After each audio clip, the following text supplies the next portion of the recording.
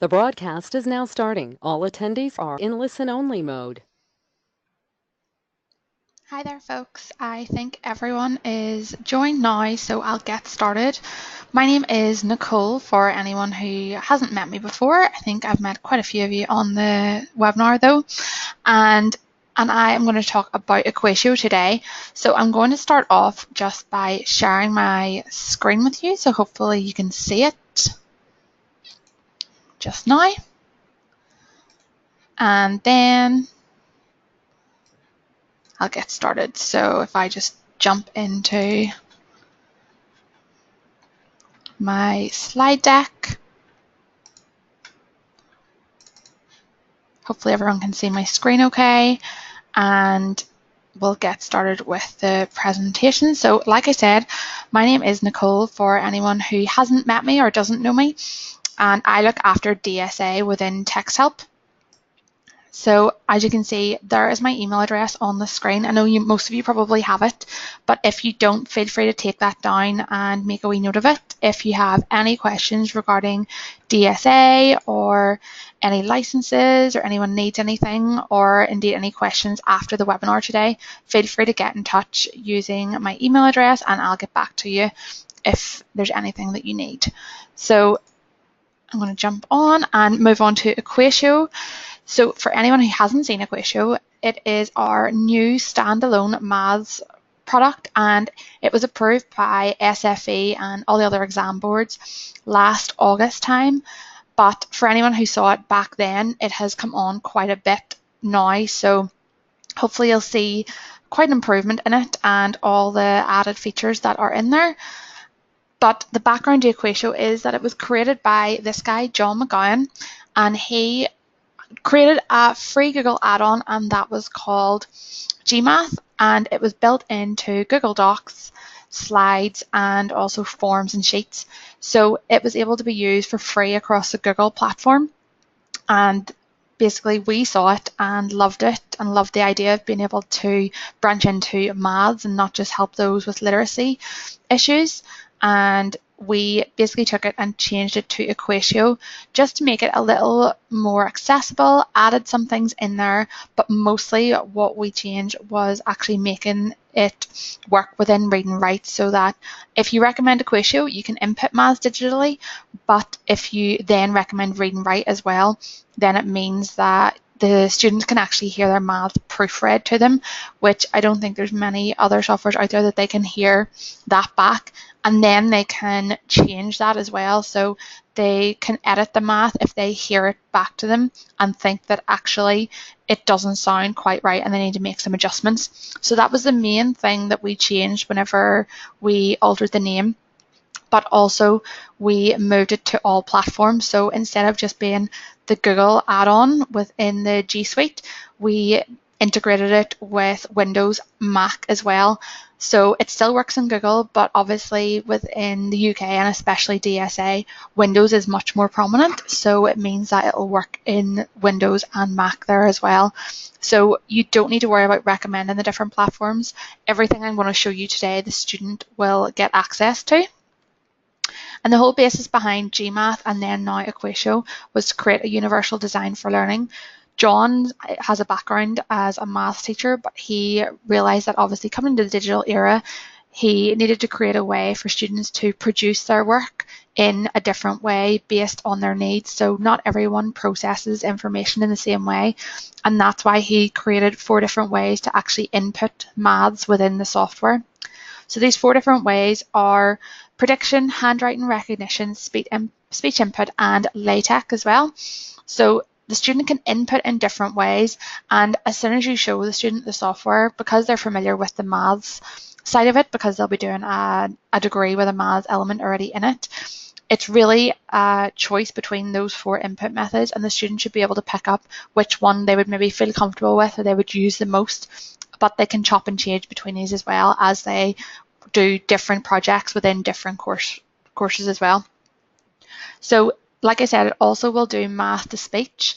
So when it's recommended with read and write, they can have their work proofread to them, and it means that they can hear it back and make any adjustments they need to as well. And then it's not just maths, straight math subjects, which I'll move on to in a second, but it is also STEM and chemistry. So you'll have your formulas in there if you have a student maybe doing pharmacy or chemistry, and you'll also have things like kilometers squared, so they can work out the velocity of things if they're doing maybe a physics or an engineering degree. So it's across the board, not just straight maths as well. And this is a little document that myself and our training manager Jackie, who I'm sure most of you know if not heard of, and I was getting asked quite a lot by assessors what was included in EquatIO, first of all, because there's a lot of different elements within EquatIO outside of the main toolbar, which have been launched recently, and also what platforms it was on and what degrees, as well as what disabilities that it could be recommended for. So we decided to put together this document. It doesn't look exactly like this. I've just pulled the information for the purpose of the slides, but it basically goes through the platform. So with the one recommendation of EquatIO, you get access to Windows, Mac, the Chrome, which was the original platform, and also tablet and mobile versions of EquatIO. So everything I'm going to show today will work across all those platforms. And then within that, within EquatIO, you get the main EquatIO toolbar, which I'm sure most of you have seen, but you'll see in a second again. And also you get access to mathspace, which is the web app, which I will show you. And it's a really lovely way for students to show their working out, so that it's very similar to actually how they would produce it if it was a piece of paper. So we're trying to sort of imitate that on a screen, so that they'll be able to hand in that working out in a digital format whenever they're handing in maybe proposals or dissertations or projects across their course. And then we have EquatIO Mobile as well. It's the most recent launch, and it basically is a mini EquatIO toolbar which can be opened on iPhones, Android phones, any smartphone with the Chrome browser, and also tablets as well. So Apple or Android tablets, again with the Chrome browser or Safari. So that basically creates a way for students to input their maths equations using 3 different functions, which I will move on to later. But I just want to really emphasize the fact that when you're recommending it, it is just a recommendation for EquatIO, and they will get everything included in that, as well as any updates which occur throughout their course. It will automatically appear on their toolbar. So it means that they don't constantly have to update, and they'll never be left behind in terms of not having the most recent version of EquatIO. And then the courses. So like I mentioned before, it's not just straight maths, and it might be courses that you wouldn't necessarily think have a maths element, but we've tried to include as much as possible in there. So you have things that are probably more obvious, like actuary, maths, biomedical science, pharmacy, also business, technology, architecture. Nursing is one that people wouldn't ordinarily think of as needing a maths element, but Jackie actually trained as a nurse, and she's our training manager. So she was a nurse before Texthelp, and she was the one that brought that to my attention as well, that you would need maths in there because you'll have to work out maybe what milligrams of drugs that you need for a patient. So there is an element in there as well. And then you have veterinary, accountancy, and computer science. So we've tried to include as much as possible without exhausting the list completely. But it's just to really show that it can be used across the board. And then the most important thing that I've been asked is really what it actually helps with in terms of a learning difficulty. So we again have put in as much as possible, and hopefully this is quite easily to read for you assessors. So we've decided to basically outline the need on the left hand side and then show how the elements in EquatIO can actually help that need. Don't worry about taking notes on this. It will be emailed, and also it will be posted out to all the assessment centres and managers. So you should all get copies of that, and then you can just print that off or stick up the hard copy, hopefully in the assessment centres or in the rooms on the notice boards, and hopefully it'll help with actually distinguishing if that student may have a need for EquatIO during the assessment in a easy to read way. So this, you'll also get the slides from this presentation as well, so don't panic about writing all this down. So the main focus that EquatIO would actually help with would be anybody with a reading difficulty, dyslexia, dyscalculia. And basically there it says about the idea that EquatIO Mobile helps students to convert images into accessible documents. So it means that, like the scanning feature in Read and Write, they can take a picture of something in a library and then put that into an accessible format using EquatIO and then work on that on their laptop or desktop. Then you have the prediction element, which also obviously stops spelling errors in maths and science terms. So it means that they can just type out the words, but then the prediction will pick up the symbols, which you'll see when I start to demonstrate it. And it will also pick up what the student is using most regularly and put those symbols to the top of the list as well, which is quite nice. So it cuts down the stress for the student and having to go down an exhaustive list to pick out the symbols visually that they know they need for that particular equation. Then moving on to anxiety, stress, OCD and ADHD. The prediction element again will help cut down stress because it will pick up what the student is trying to say and then they can pick those symbols out. The handwriting capability is probably the best one for this because students will be used to handwriting their equations, but then obviously when it comes to assessment, they will probably need to put that into a digital format. So actually being able to use the EquatIO mobile or tablet iPhone to just handwrite, either using their finger or using a little stylus, handwrite those equations in and put them then into their desktop using their phone, which they're probably most used to using anyway for everything else that they're doing. So they're not really having to change anything, which cuts down stress a lot. And then there is a new screenshot reader as well, which again makes all those university documents that are usually quite inaccessible and makes them accessible and editable, just like the Read and Write screenshot reader. And then some more, we have hearing impairments and auditory learners. So like I said, when it's paired with Read and Write, it means that the students can have their equations proofread. So not only can they hear that, but also with the hearing impairment, the dual highlighting will allow them to track where the maths is actually being read. So they can track the equations just the same as they would if it was a piece of literature that they were proofreading. And it will also just go through the document from start to finish depending on the speech settings the student has set up. So it means that if it is a long dissertation with maybe 5,000 to 10,000 words, then it'll just start wherever the student wants it to start, but then it will read the maths as well. So it'll go straight through and it won't jump over the maths like it would have ordinarily. Then again, the screenshot reader allows auditory learners to take that PDF, if there's some maths in it, put that into an accessible format and hear that read aloud to them as well. And this is actually the first time I'm going to show the screenshot reader, so it was only launched yesterday, so it's quite exciting that it can now read maths from PDFs or the web as well.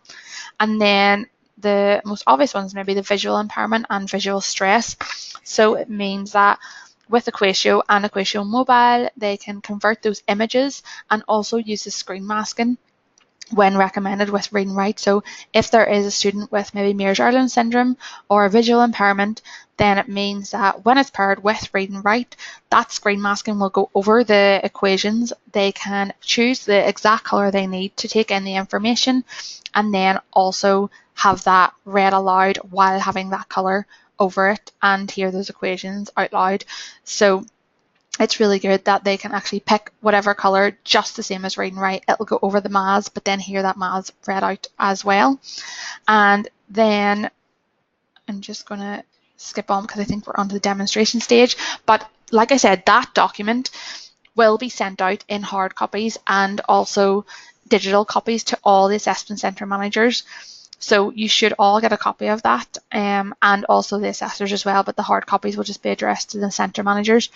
So you should all be getting a copy of that within the next few weeks and it will be slightly more extensive. I've just picked out the key points for the purpose of the slides and hopefully that helps with any maths queries because it is new territory for us as well as yourselves. So it should help to ease that a little bit.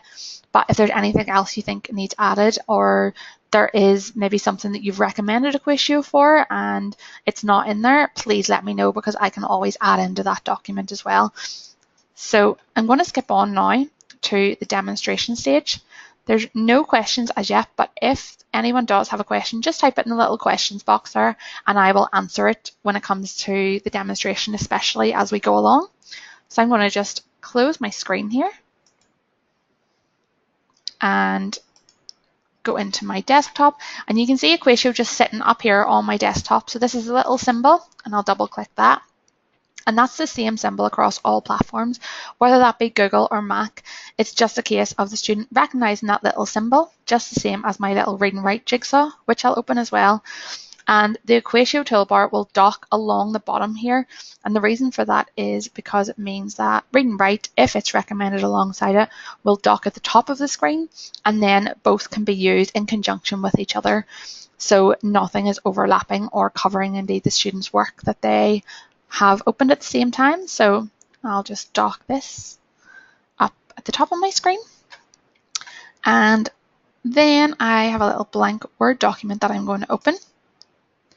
And for anyone who isn't that comfortable with maths, like I wasn't before I started demoing EquatIO so much, I have a demo document which I'll show you in a second, and it will detail all the equations that I am showing today, which show the capability of each feature in the best light. So if anyone would like a copy of that, please get in touch and I'll be able to share that with you.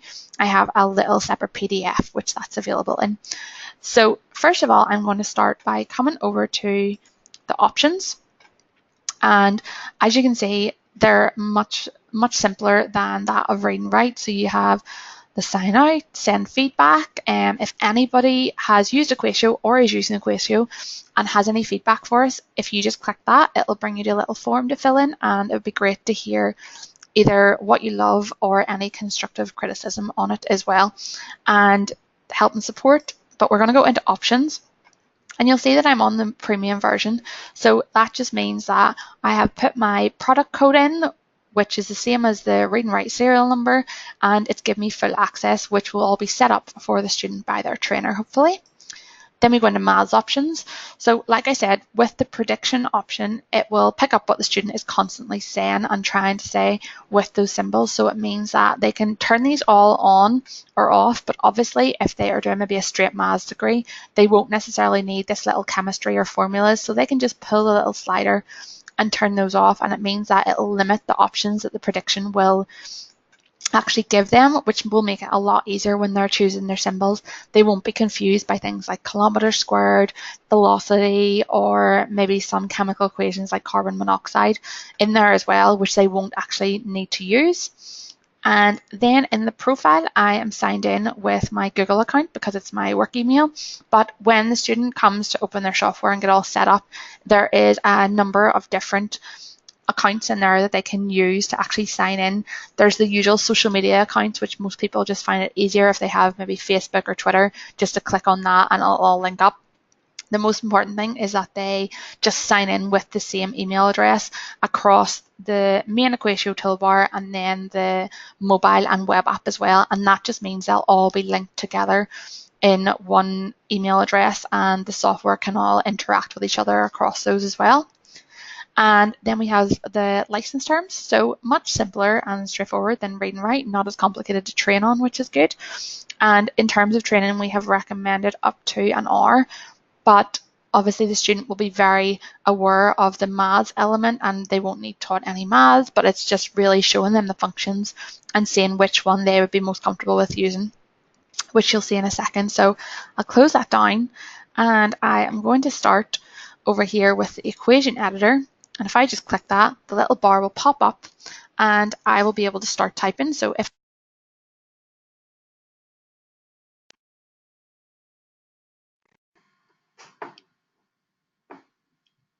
we'll just close that down. Hopefully everyone can still hear me. I had a little issue there. So if I just start typing like this, I type 2x squared, you'll see it brings up the x, which is the maths x, and it will also then predict if I type in SQ, the symbol that I'm trying to use. So I can just scroll down and as you can see, it brings up everything because I have all the prediction options turned on. So I'm just going to go for squared, and then again I can just continue typing, and it means the student doesn't have to work out any keyboard shortcuts. Obviously this is a quite basic equation, but if it was something more complicated, they don't have to know all those keyboard shortcuts, which are quite common in especially higher education, and they can just type the words out if they know them, or pick out the symbols if they know the first few letters. So once that's in there, it will appear in my document if I just come over and click Insert Math like this. And it will go straight into my Word document like that. So it's in there now, and it just goes wherever the mouse cursor was. So because I was clicked there, it will appear just where the mouse cursor was. And if I just remove that from the little box, it just stays in my document now that it's inserted. And then I don't actually have to know how to spell the word, because if I come over here, there is quite a few little preset symbols, and there's complicated ones, like for example fractions. So I can click that, and it's A and B at the minute, but it's just a case then of changing those little letters over, and then I can insert that if I wish as well. Or if I know how to spell the word fraction, I can just start typing FR, and it'll bring up, obviously because I have the chemical formulas turned on, Francium. Or I can just click that, and the little line will appear. So it will look just how it would if I was handwriting that. Or if it was maybe a chemical equation, or I was doing pharmacy and I was trying to work it out, I can start typing, and it'll bring up everything in the periodic table and all the formulas for me there. So we'll go for something complicated, just to show that to actually type that without knowing all the keyboard shortcuts would be so difficult. So it means that I can just put that in by typing the first few letters of the word, because I'll know what it's called, and then be able to visually pick it up with my prediction, and then just continue like this and add in all the phrases that I want to put in like that, and create my chemical equation as well. Now, I'm not going to solve that because I'm not quite sure where we'd start, but as you can see, it does input that, and a student who's doing pharmacy or chemistry would, I'm sure, be able to go through that and work it all out. So it just shows the capability that it can do not just straight maths, but across the board. So I'm going to just remove that now, and there's no questions on that, so that's good. Hopefully everyone is keeping up with us, and I'll move on to LaTeX. So LaTeX, for anyone that doesn't know, is a maths coding language, and the way that I always show that is by coming over to the little preset symbols. So you have all little single ones over here, and then the third one is some of the most commonly used equations in higher education. So I'm going to click this little one, and this is what LaTeX should look like on the left hand side, and this is what it would look like on the right hand side if a student was just handwriting that equation. So it's quite complicated, and it would be hard to do in a digital format, but if they know LaTeX, then they can just type it out like this in the little code, and it will appear how it should if it were being handwritten. And then they don't have to type all of this out. They could actually copy and paste it from maybe another source and just put it in this little box, and LaTeX will appear. And they can also go in and maybe just change a few things up. So if I take out some numbers and letters like this, then you'll see that it will just replace on the other side here as I'm working through this and taking those letters out and changing them to different ones. So it means that the student can put their LaTeX in there, and it will appear how it should if they were handwriting it. Now, that's not to say that everyone who uses EquatIO needs to know LaTeX. It's simply in there because a lot of students in higher education do actually use it and are familiar with it and are happy enough to work away in LaTeX and produce that format.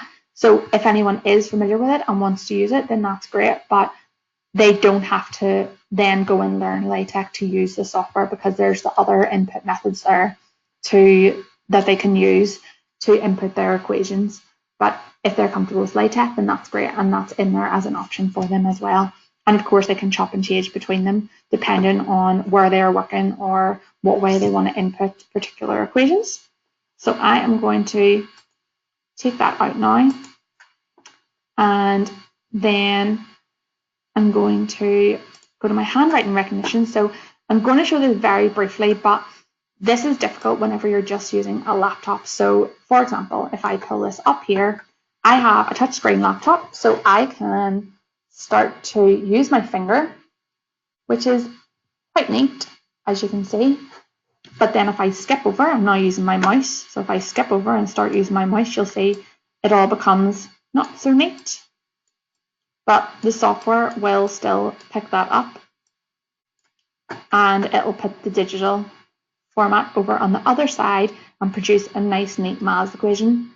However, like I said, this isn't really time effective. If a student is maybe in a lecture, they won't have room to use their mouse probably, and they won't have a touchscreen laptop like me. So this is in here, and it's great if they are quite good at using the mouse, or they maybe have a stylus that they can use on the touchpad. But this really comes into play whenever they start using EquatIO mobile and can use their phone or their iPad for the touchscreen to input. So I'll skip past that and show you that in a little second, and we'll just remove that for now. Then we have the speech input, so I'm going to move on to this, and this is the fourth and final way to input the maths, and this is done just by using this little button and turning the speech on. And if I start to speak, it should put the English over on the other side. Let me just see. So it's not picking it up for some reason because I have headset on. So let me just see if I take this out. So I take my headset out, it should start to pick up what I'm saying. And of course, it's not going to work for me today, but usually it would pick up the English on one side and it would then put the maths over on the other side.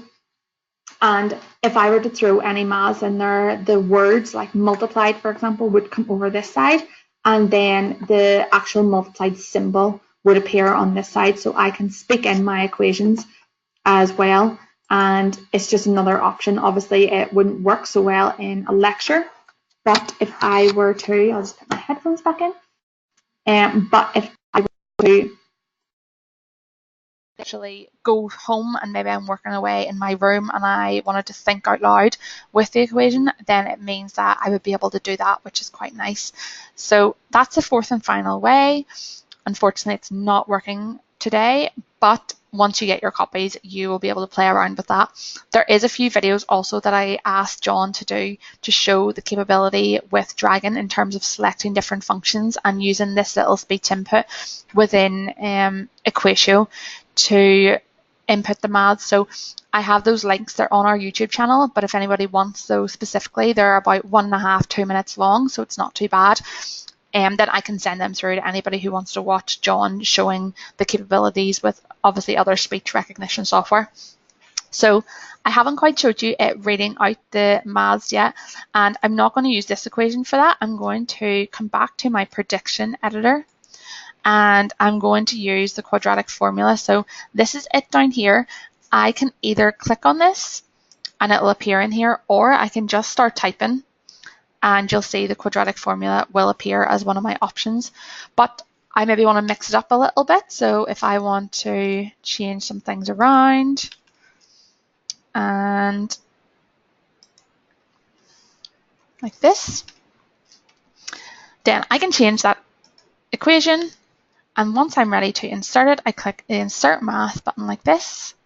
And again, it'll just appear where the mouse cursor was underneath this little equation like that. And once that's there, I can then click on that, click my play just on the read and write toolbar as if it was a piece of text, and it will play that equation aloud for us.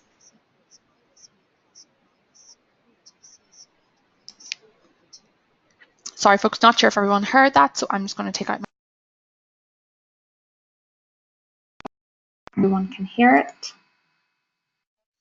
Minus b plus minus square root of c squared minus 4 over 2 plus 3.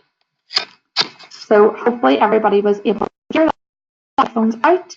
And I always use that equation because it is more focused on higher education and it is something that would be commonly used. So it just is a bit more impressive than showing the simple 2x squared plus 3y, because it is just one line So it's nice to show that it will obviously extend into the higher education platform and not just read out the basic equations. But like I said, that will be on the little demo document. If anybody wants a copy of that and aren't comfortable showing maths, just let me know and I can get that over to you.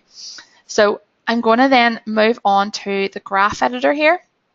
And in order to show the graph editor, I always just use the equation that I put in first of all. So if I just click on this little equation, 2x squared plus 3y, open my little EquatIO toolbar like that, and click in here, and then click Edit Math.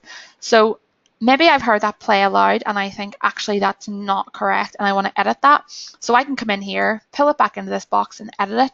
Or for this instance, maybe I've decided that I want to show that in a visual way and actually put that line into a graph. So I can pull that back into my EquatIO toolbar like this, then click the graph editor. And it will automatically pull that into the graph, as you can see. So that's now the line and it's showing it visually in this little two-dimensional graph. Once I'm in here, I can just insert that, as you can see, insert graph into the document down in the right-hand corner, or I can add to it. So I can click the little expressions and add lines in like that. I can also track those lines, so I can add a little table and put little dots in if maybe I don't know the value of X and Y. So if I just put these in here and I want to put certain points on the graphs like that, then I can track it, or I can create equations by tracking these and add these points and then create an equation based on that. So you'll see those little dots appearing like that. There is another little accessibility feature and it is hearing the sound of those lines. So if anybody has heard this, maybe turn your volume down, but this basically will just allow anybody, maybe they're doing physics and they know what the line should sound like and they just want to hear that played out and hear the frequency of it. So this will allow them to do that. So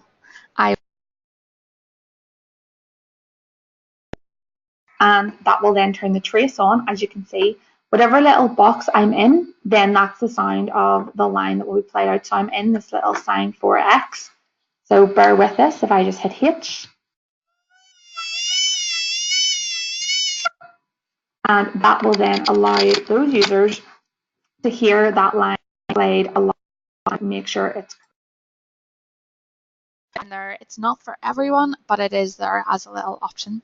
And once I'm finished with this graph, then I can just click Insert Graph down here. And that will automatically then go in under my little equation where the mouse cursor was. Obviously, this graph demonstrates more than just this little equation in it.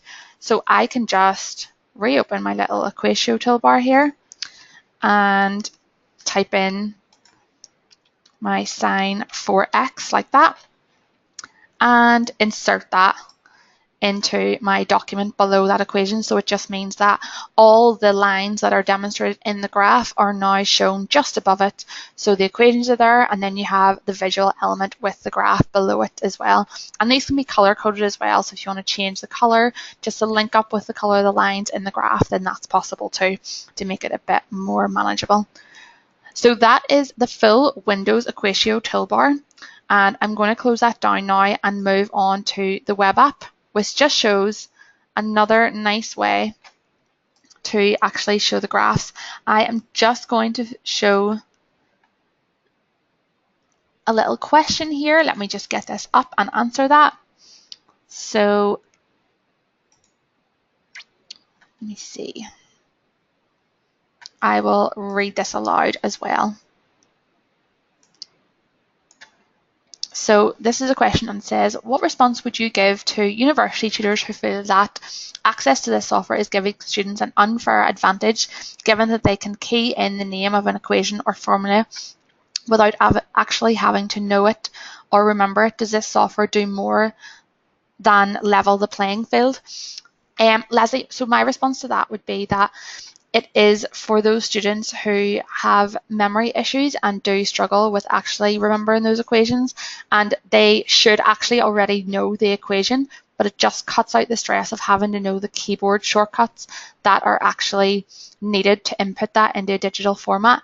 A lot of the equations that are actually preset, there only is, if I open the toolbar here again, I'll just open the little Google version in a second to show you that.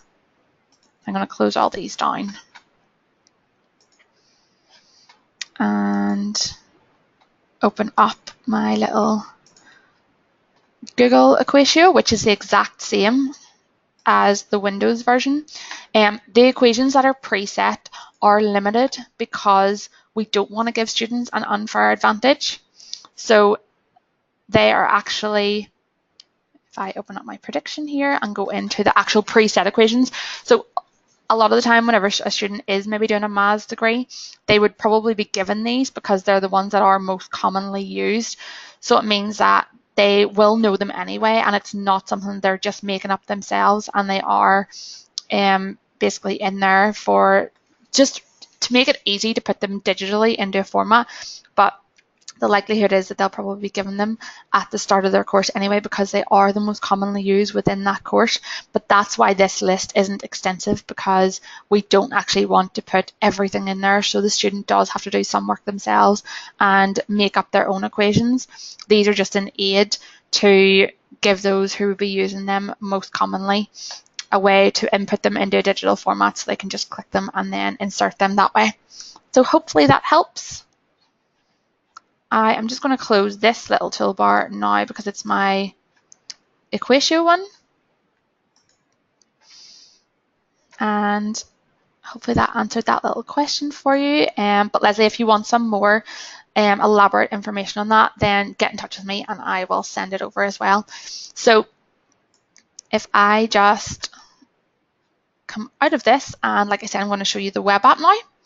So I will open up, so I'm in my Chrome browser, and the web app, like I said, is called mathspace. In order to get access to mathspace, I can just start typing it like this, and it will give me the option to click mathspace, or I can type EquatIO into the toolbar, and it will bring up my mathspace. So as you can see, I am signed in with my Google account as well, so it's all linked up.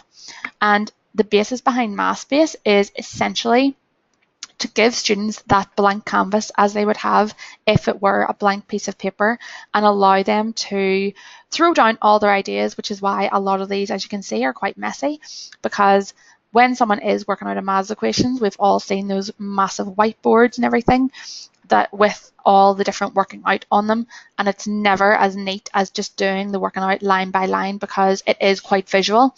So like I said, I'll open this one. The basis behind this is to give students that platform in a digital format to show their working out in an organic way as they would if they were writing it on a page. So I'm going to just delete some of these and then start showing you. So as you can see, the toolbar at the bottom is the exact same until you come up to the speech input here. This is the little graph editor in the middle just. And we have EquatIO Mobile. So once I click this, I have mathspace opened up on my desktop. It will then give the user the link to download EquatIO Mobile on Google Chrome, on Android, and Safari on the iOS platform. So that's the little address the student just needs to put into their Safari or their Android phone, either on Chrome or the Apple devices, and that's in there. So like it says, you can use math, OCR, handwriting and speech input, which I will show you in a second. And it just means that students are used to using their mobiles, so they can now insert equations using that as well. And then across the toolbar, you can select tools, use text mode, which I can just type in something like this. And then I can insert that. So maybe it's a question that they're trying to solve and they want to put that at the top. So you can just insert math. It'll always appear up on the left-hand side. I'll remove that one and I can put it in just there. And then all my working out will then be below that if that's what I'm doing on this particular space. Then there is the freehand drawing, which is quite similar to the handwriting recognition, except it will appear straight into the mathspace, so it means I can literally go like this and use my mouse to put in a really basic equation, as you can see, and then I can just remove that if there's any mistakes in there.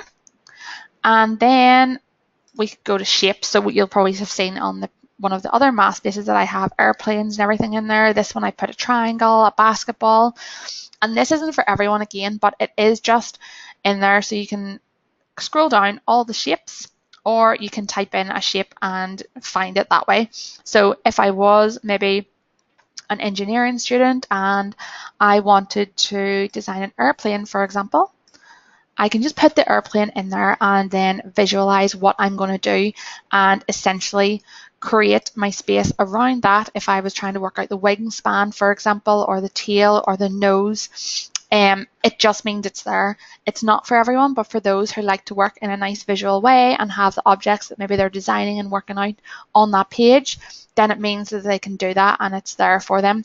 So I'll just put my little airplane down here for now. Make it a little bit smaller. It's more like Concorde now. And then I'm going to move on to the EquatIO mobile app. So I can do all my working out using the EquatIO toolbar down the bottom here on mathspace. But the great thing is that I can use the mobile app as well. So I'm going to turn my camera on now so that everyone can see me. So I'm going to click that. And then hopefully, so I think everyone should be able to see me now. So for those of you who don't know me, you can put a face to the name. And I have my little phone here. So as you can see, there is my little EquatIO mobile app just in the corner. I've put it onto a nice new screen and I can just click into that. So I have my mathspace open on my desktop, and then as you can see, it will then link up. So because I have mathspace open and I also have the Google Doc open as well, it means that I can actually put stuff into my phone and then convert that into the desktop, either into the mathspace or into the Google Doc. So this will be available in Word as well. It's just in Google Docs at the minute, so that's why I'm going to show that. So I'm going to click into my mathspace document. Once I do that, you will see that, like the little suggestion said on the toolbar, there is OCR scanning using the camera, there is speech input, and then you can also use the handwriting recognition. So I am going to go for the camera first of all. So I need to turn this around to do that. And then it will give me access, as you can see, to my camera. And I have little Blue Peter moment here, a little triangle that I drew like that. So all I'm going to do is take a picture of the triangle and it will appear like that on my screen. And I'm going to click this little green tick here, and you can see I'm then given the option to save it as maths or to save it as an image. So for the triangle, because it's a drawing, I'm going to save it as an image, and then that's it saved, and I'm going to click the little blue button over here like that, and it will go straight into my mathspace document, as you can see. Now that's an image, so if I click speech it won't work, but it appears automatically anyway. So it means I can draw things and put them in there as an image. However, that's using the camera. So if a student was in a lecture and they wanted to basically go in and show that that can be done and take a picture of an equation on the whiteboard, then it means that they can do that as well. And then they can put it straight in a mathspace and then solve that, either still using the app or then using the app, or they can use the toolbar here, just along the bottom. So like I said, it means that they can put things all over the screen and just work it out in a more organic way that's not straight down, because math students don't always work out equations nice and neat as is suggested here. So I am just going to remove that for now. That's my little image. And I'm going to go into my little Google Doc. So if I just open this little document, I will show you how I can use the handwriting recognition to actually go in here. I'm going to open my EquatIO toolbar and I'm going to go into my Google document on my phone, and I'm going to now choose this little one over here like that. And that basically will give me the capability to use my finger or a stylus if a student does have one, either on their mobile or an iPad or an Android tablet, which obviously gives a lot more space to put the working out in. So if I just start typing, I have a go-to equation which I use all the time, like this. And that's my little equation. So obviously I've drawn that in. It's not the neatest in the world, and I would like to make that into a nice digital format to insert maybe in a dissertation or piece of coursework. Again, I tick the little green button, and this time instead of an image, I'm going to save it as math. So if I save that as math, then it will appear in a nice digital format like that. And then again, I'll click the blue button, and as you can see, it will just appear in my Google document just like that. And I'm going to just turn my little camera off now because that's me all done with that demonstration. So that's it now in the Google Doc, as you can see, and it's in there as an image. So it means I can now open my Read and Write for Google, and it will do the same on Windows as well in a few weeks' time. So this is it in Google now. The image won't quite read yet because it was taken via my phone. But if I then just edit that math like this, it'll pull that straight down here. It's made a few little mistakes like that. So I can just edit it, take a few things out like that, and then create the equation that I want like this, and also add to it. So I can make some changes. I always go for 6 for some reason. I'm not quite sure why. And the prediction will work. So I have put that equation in using my mobile device. I've brought it down into the EquatIO toolbar to edit it. And I'm now going to replace it by clicking Insert Maths, and it will remove the original equation and put my new edited and elaborate version over it, just like that. And then if I click that, you will be able to hear it read aloud, which is through my headphone.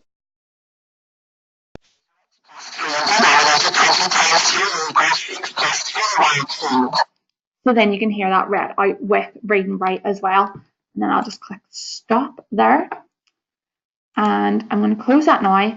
And like I said, so for the first time, I am going to show the screenshot reader within EquatIO. So this was only released yesterday, so I'm a little bit nervous about showing it, but I have used it, so it's fine. So this is a screenshot reader, and it's just down the bottom here. So if I were to go in and type in maths equations, but obviously a student would maybe have an inaccessible document, a journal, for example, that they wanted to actually insert there. So I could grab this, for example, and then click on my little EquatIO here, and the screenshot reader would then allow me to screenshot this.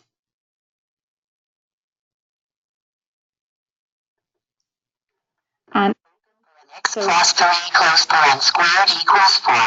it'll read that out from the web, but I still can't actually edit that or do anything with it. All I can hear is it being read out. But if I just go into options here, you will see that I'll be able to copy either LaTeX or MathML. So I'll go copy LaTeX and go back into my document and take that out.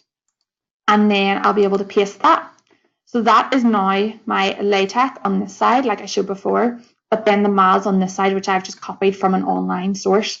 And it means that that is now accessible using the screenshot reader. It will also then, if I don't want to hear it played out on this, I don't even have to click the screenshot reader. I can close this down and just copy this image, for example, then come into my document and can't see the paste. Let me see. Then paste that in there, and that's still an image. And then I can use the screenshot reader in here to just pull that And once I'm in the document, it will do the exact thing, so we won't listen to that again. Then if I go to options, the little edit with EquatIO will come into play, and you'll be able to click edit, and it'll bring that into the prediction like this. And like I said, I always go for 6 for some reason, so we'll stick with it. And I can add to it or change it. Then I can reinsert math, and that will go in. Let me see. So that'll go in there as well, but you'll still have the image if you want it.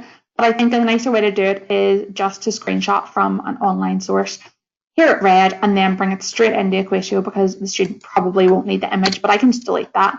And the original then added to equation will be left with the amendments I've made. It will also work in PDFs, for example. So if I just go into my Google Drive and search for a little PDF, then it will bring up all the PDFs, as you can see, and I will be able to copy any of these. So we'll just go for this one, which is our little agenda, which doesn't have that much maths on it, but it's okay because there is still the little numbers. So this is the agenda from the Assessor CPD Day, which Leslie, as you can see, very kindly talked that. So if I click the little EquatIO in here and then click the screenshot reader, it will read out these numbers as well. 9.45 minus 10.15 a.m. And then it will give me the option again from the PDF to copy that, come back into my EquatIO, paste that in there, and then edit that and put it into my document and make it accessible. So that's a new screenshot reader. And that is everything on the Windows and also web app and mobile app that I can show you today. And then it was great to be able to show that for the first time. So that is the final development that's going to be made to EquatIO for a few weeks now. The focus will be on actually making the screenshot reader and the mobile app go straight into Microsoft Word as well. So that will be happening in the next few weeks. And like I mentioned before, the EquatIO will be the same across all platforms, and students who get it will get access to everything I've shown today, regardless of whether they got EquatIO last week or last August when it was first approved. So they will constantly get these updates, which is great, and they'll be able to use them then throughout their course. So I'm going to just close down a little EquatIO now and come back to you folks, and if there is any questions, I would be more than happy to answer those now as well. So I'll just give you a few seconds. If anyone wants to type any questions in, then please feel free, and we'll go through those and iron out any queries you might have after the presentation.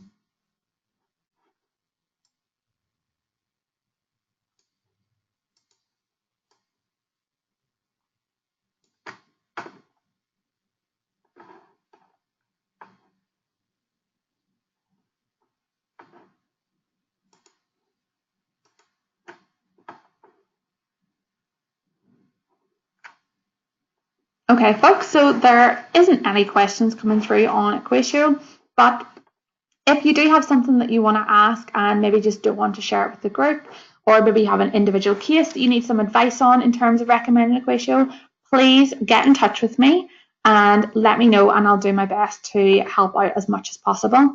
If anyone doesn't have a copy of EquatIO for either your personal laptop or the centres, then also please get in touch with me, and I can send over as many copies as you need for the centres and obviously your personal laptops as well.